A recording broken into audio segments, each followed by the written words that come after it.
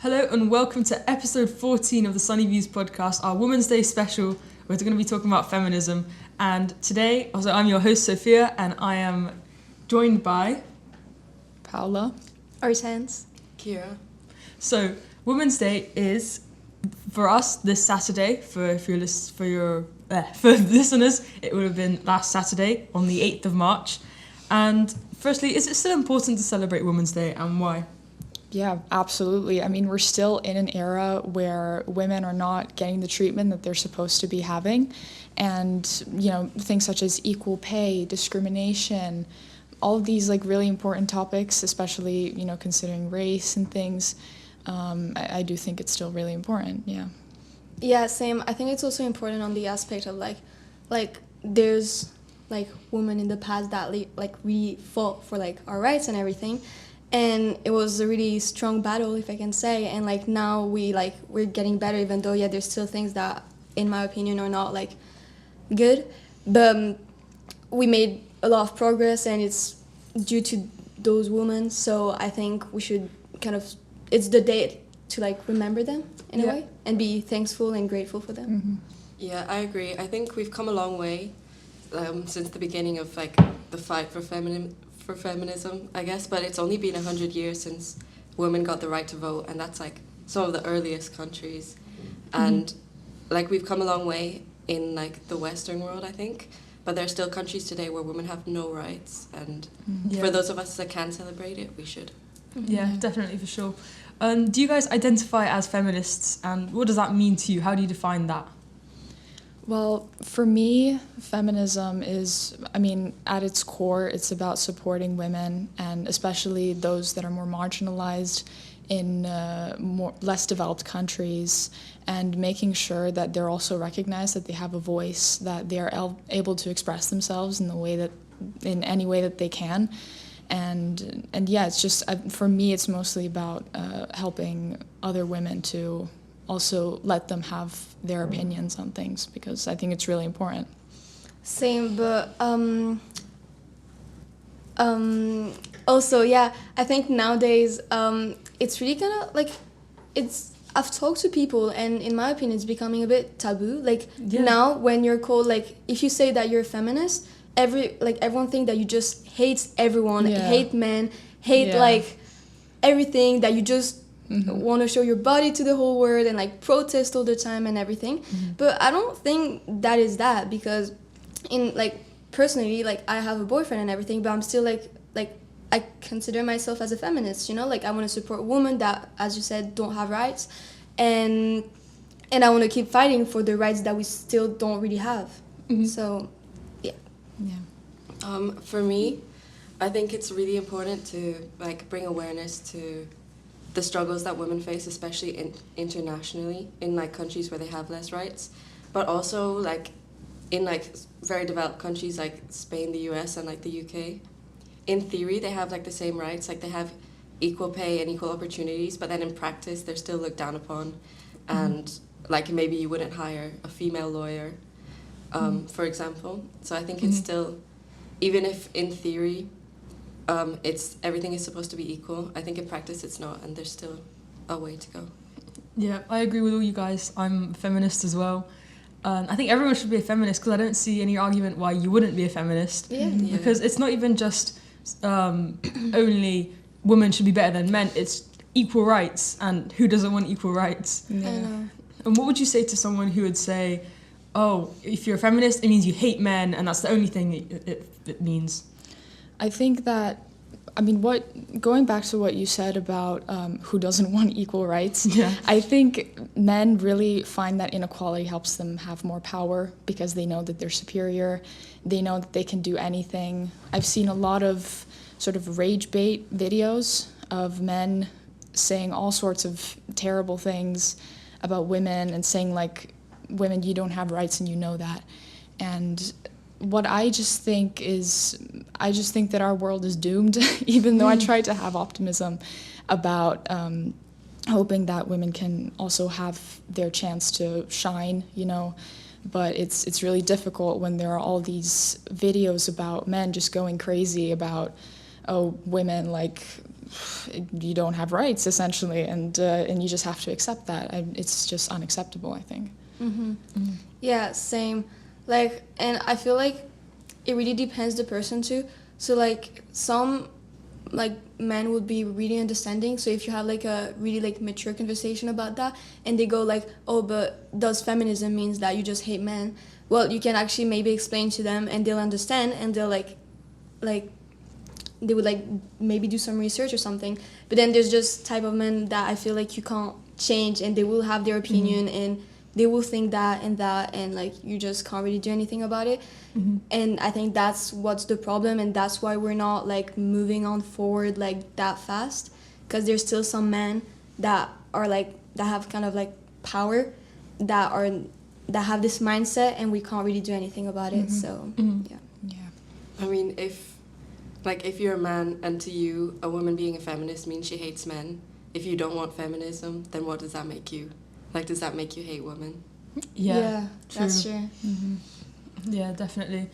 I think sometimes some men or boys think it's funny to say sort of like anti-feminist stuff, and it's rage bait, like you said. Like, I don't think a lot of these people actually think that women are inferior or anything. It's just that they see that they have this power, and they like to abuse that. And they don't take it seriously. Yeah, they don't take it seriously. They just think, and when you actually try to explain to them that, yes, there's some women that are struggling, like maybe not in our country, we're really lucky in Spain that I think we have like still good rights, but they don't understand that some women are still struggling so much in other countries, and like they just don't take it seriously, and they would just tell you like, oh, but look, are you not happy? In your country you have rights, you can drive, you can vote, you can do things like that, so like what are you talking to me about? And it's just like they take it so unserious because they don't know how it feels like, and they're not in that position, which is like really selfish. Yeah, I agree. Yeah. And how do you think that other people, especially men, can be more supportive of feminism and be better allies? I believe, in the beginning stages of learning to understand the struggles of women, I think it's important to research. As you've said, like some boyfriends or partners, they try their best to research more about feminism and women and the history of feminism, how far we've come. And it can have its negative downsides, because they might research like, oh, feminism is advanced, and then they think, well, everything's fine then, so then why is there feminism? So I think it is important to do the correct amount of research and making sure that you're finding credible sources that aren't just more lenient to men, because there are a lot of men talking about feminism when they don't really know what it's like, and that can really affect it. I think it's better to find sources where women talk more about feminism, because of course they know more about it. So yeah. I feel like there would be like maybe two options.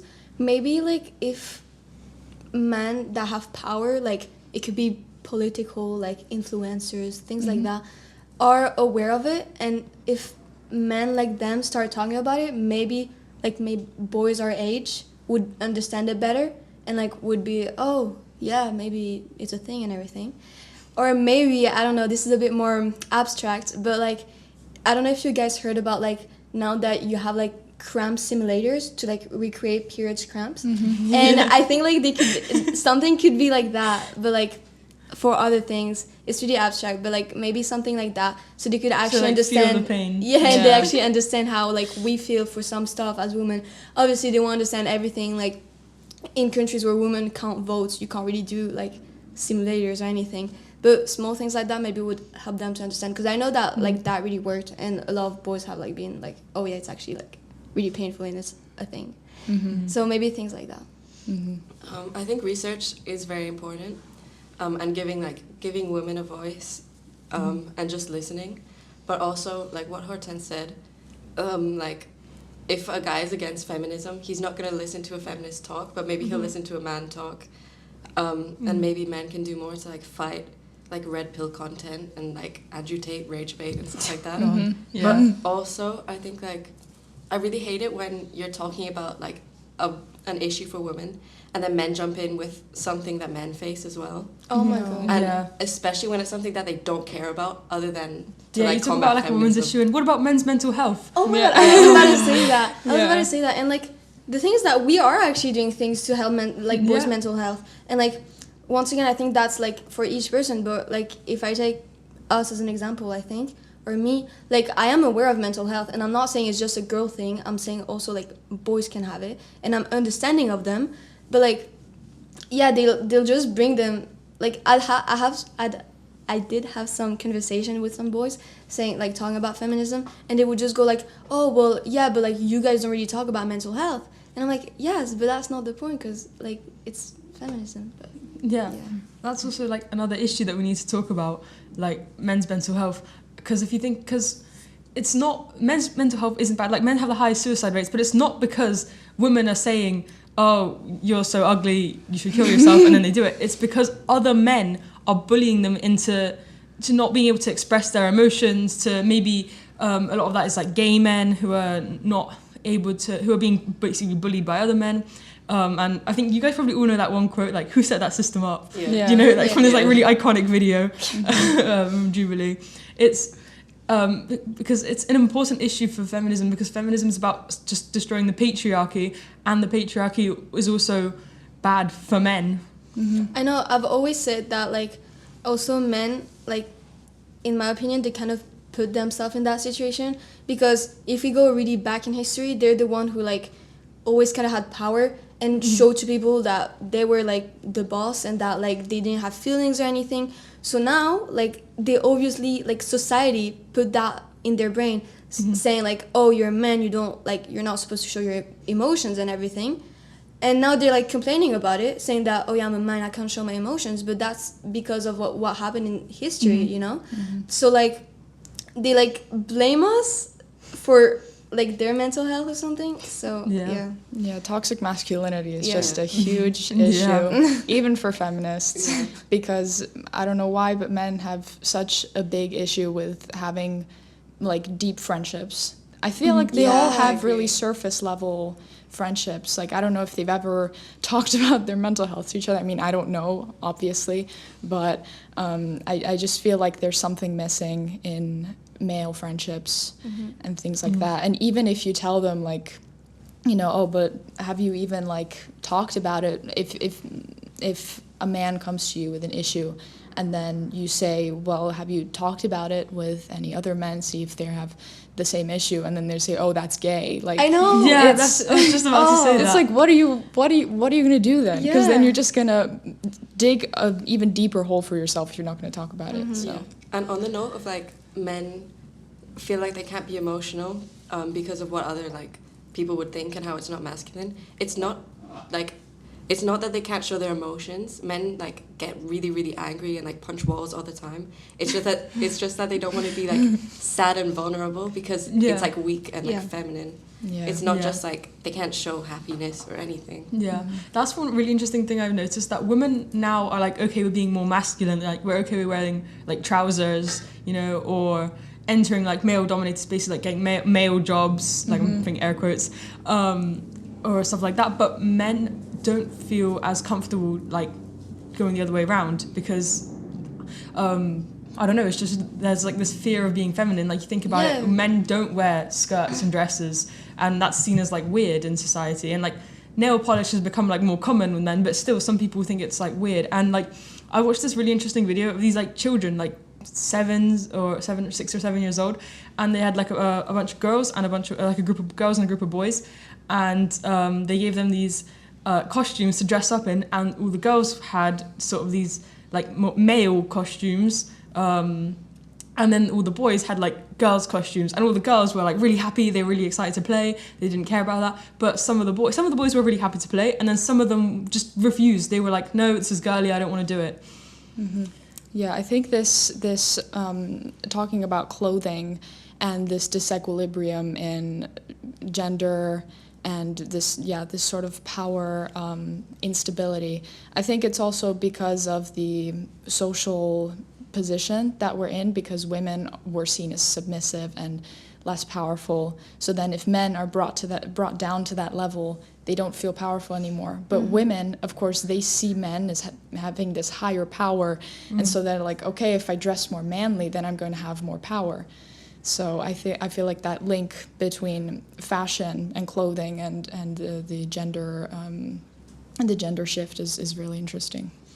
I've seen that guy on the internet that I've been following for a while now, and it kind of relates to what you were saying. Like he posts himself like wearing a bit of makeup, nail polish. Sometimes he wear like really crazy outfits and like skirts and everything.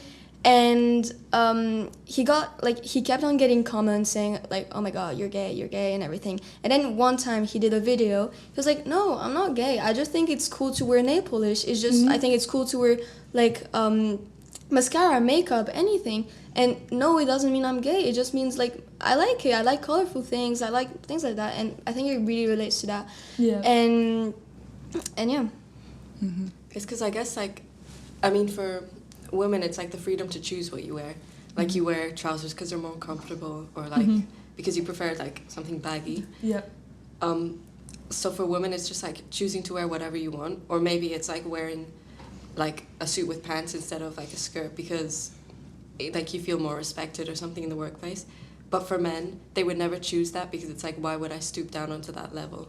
And also maybe like I was just thinking maybe like women never really got like they never had the chance before like in history to like wear like trousers and things like that. So now that it's like acceptable, like they're really like tempted to go and like try it and like wear them and do things like that. Also they're just more comfortable, it just makes more sense. But like maybe there's this thing of like, oh yeah, now I can do this, I'm gonna do it, you know. And like for boys, I think it's just like, oh, like they kind of always had that opportunity. Like if they really wanted, they could wear like skirts. But like I think, well, it also depends like society and time where you live in, you know. But they like no one ever told them, no, you can never wear a skirt, you know. But for girls before, it was like, no, you can't wear trousers, you have to wear like a dress or a skirt. So the boys always kind of had that like thing, oh, I can do it if I want. So it's not that like, I don't really know how to explain it. I kind of get what you're saying, but that's not exactly true because I think, so I'm not 100% on this, I don't want to say something wrong, but I'm pretty sure like even in like America and like Spain, I'm not sure, but I'm pretty sure in America you used to be arrested for cross-dressing. So if you're a man dressing up as a woman, you get arrested. So or if you're a woman dressing up as a man. So it wasn't like that free. But like I do see what you mean with like, for example, kilts in Scotland look kind of like skirts, and that's like normal for men to wear. Or I'm trying to think of another example. I can't think of another one off the top of my head. But there were fashion items for men to wear that were sort of similar. During the French Revolution as well, I read that like there was even a law for women. They could not wear trousers. They could not wear any sort of pants because they had to wear really tight corsets all the time.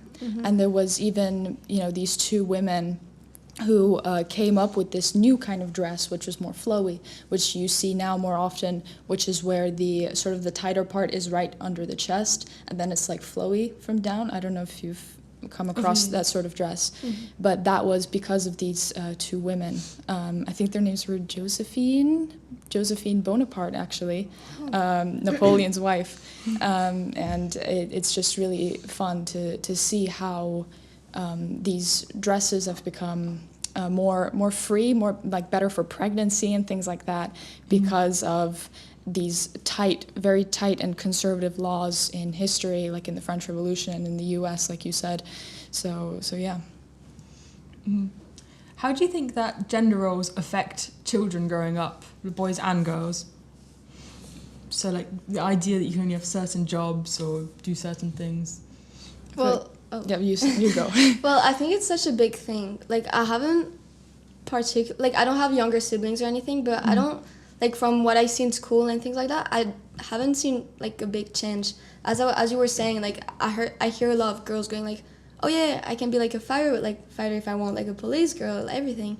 But like for boys, they're still in that mindset that they can only do a certain job and like they can't really do others. But I think it's still getting more like open. Like Yeah, there's yeah, still like definitely. some like improvements, but yeah, I don't know. I can't really talk because I don't really know about it, but that's what I've seen.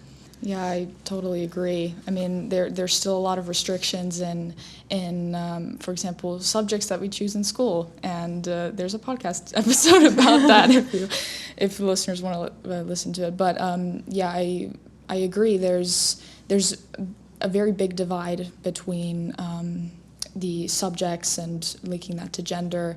There are men choosing more science subjects, STEM subjects, and women choosing more humanities.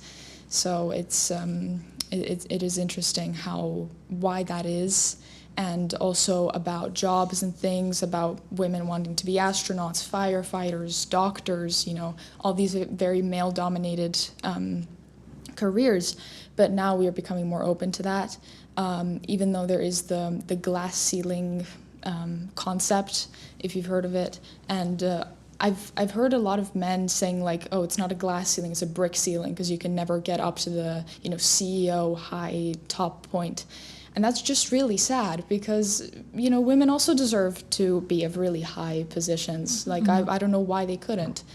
So yeah. Yeah, I think there's definitely a huge stigma, and gender roles affect children a lot more than we realize.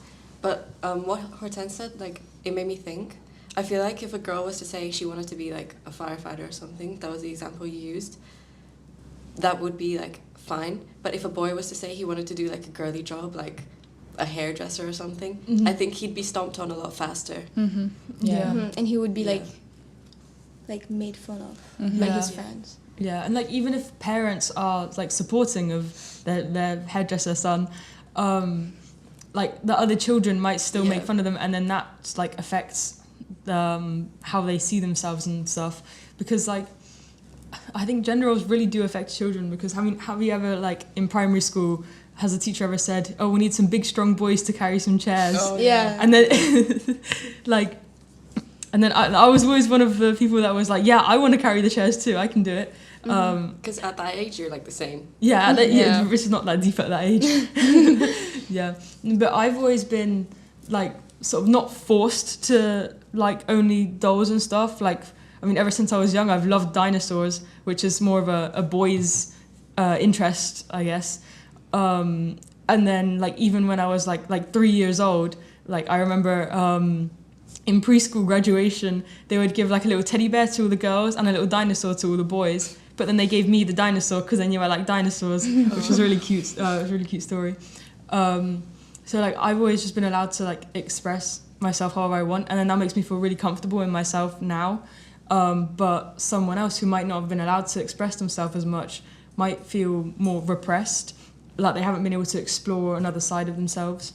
Yeah, I feel it comes a lot also, we don't really, we don't mention it or talk about it a lot, but I think it also comes a lot from, education and how, the environment you're grown in. Yeah. So. Yeah. Well, can I ask a question? Yeah. Did you guys, I feel it goes in, it kind of ebbs and flows a bit, how you feel about, your gender as, growing up. But did you guys ever, convince yourself you hated pink and, you hated everything girly? Yeah, I was gonna say but that. then, you get older and you realize, oh, I like pink. Yeah. I used to be oh, pink is the worst color, but now I really like pink. Yeah. That is true. I've had that as well. I even it's literally feminism for 5-year-olds. The image is literally right in front of me. I was with this group of boys in my primary school, and then they were talking about colors and stuff, and then they looked at me and they're like, "You like pink, right?" And I was like, "No, pink is for those really girly girls." And I'm like, "That's not me." But pick me. Yeah, a pick me. I was literally a pick me, but yeah, now I really like pink. Actually, it's a really nice color today. Yeah. I mean, I love it. I embrace it. Do you think it's important to use sort of gender-neutral language when talking about jobs? So, we were saying firefighter instead of fireman, or police officer instead of policeman. Do you think that's important, or just whatever? Yeah, I think it's important. Because then it doesn't give kind of ideas. It doesn't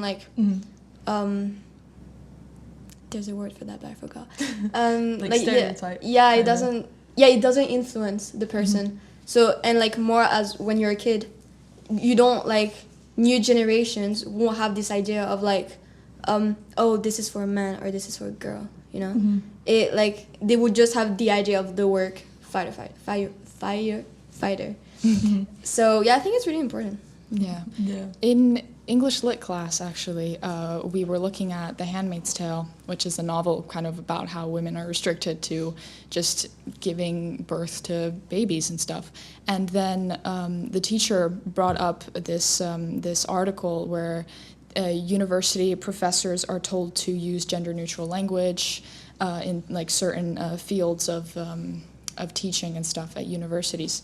And a lot of people like argued like, oh, it's just restricting language. Like, why can't you just use the words that you want to use? And then those people, like the ones that passed like the rule to use gender neutral language at the university, like whenever they heard someone say like a gender specific term, like they were punished in some way or like given some sort of kind of like punished basically. And then a lot of people, like I said, were debating that it's restrictive and why should it even be implemented.